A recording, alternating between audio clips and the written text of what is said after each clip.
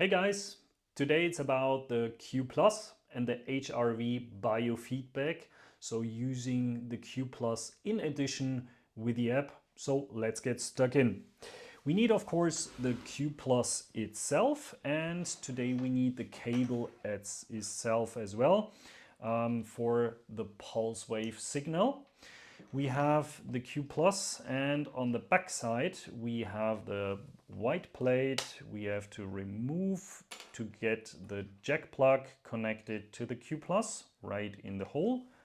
Press, and then, very necessary, we need to turn it upside down in order to be able to connect it via Bluetooth mode with a cell phone. Press for 2 seconds, release, it's on, it's in Bluetooth mode, can be seen in the app now. Then we need the cable, we need the ear clip right over here, and we can get into the BioSign heart rate variability app. And in the app, we can see the heart rate variability biofeedback down there. So second row, we have the heart rate variability feedback. It tells me to connect, how to connect the Q Plus. We already know how it works. And then we can connect with the Q Plus and are directly inside the screen for the biofeedback. We see on the left upper side a bar going up and down, telling us how to inhale, how to exhale. Very necessary to know that we're not just gentle breathing, we're using the full lung in order to have a big up and down in our heart rate. Right now we see the balloon flying on the very low end of the picture, which means I'm not very correlated to my breathing because I'm talking to you guys. And then we see the orange dots telling us about the heart rate itself. And we see on the very lower side the signal up and down. That is the pulse wave signal. So if I press start biofeedback session, I have a minute of inhaling and exhaling. And same principle, what the Q Plus does, it's getting green or red, telling you whether you're well correlated, and the same is the balloon, telling you up high in the air, well correlated or low correlated on the downer side. So let's get started.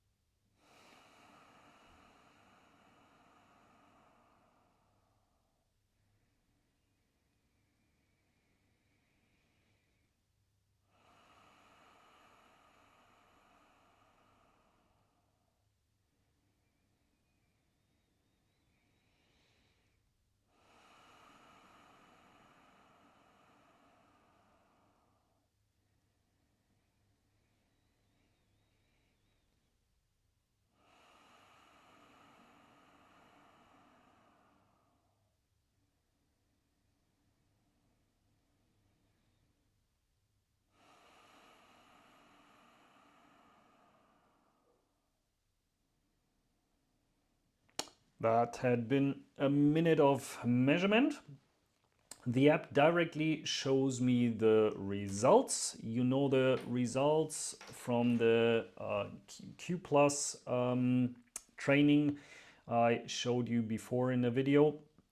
So we see the circles and the amount of rhythmization. The target value was the 100 from a previous RSA measurement, so the breathing measurement. And we see how the success it was 67% because I started to talk right before starting to test. My recommendation would be to first of all get into the breathing rhythm and then start to test. Then automatically you have better results because you already grooved yourself in.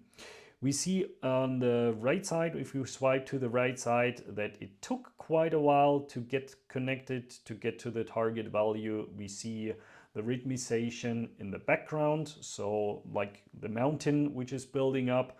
So the second part of the test, from 30 seconds to a minute, we were pretty good around the target value of 100. We see the red dots or orange dots telling us about the heart rate. And here you can see that from 20 seconds on, they're pretty equal.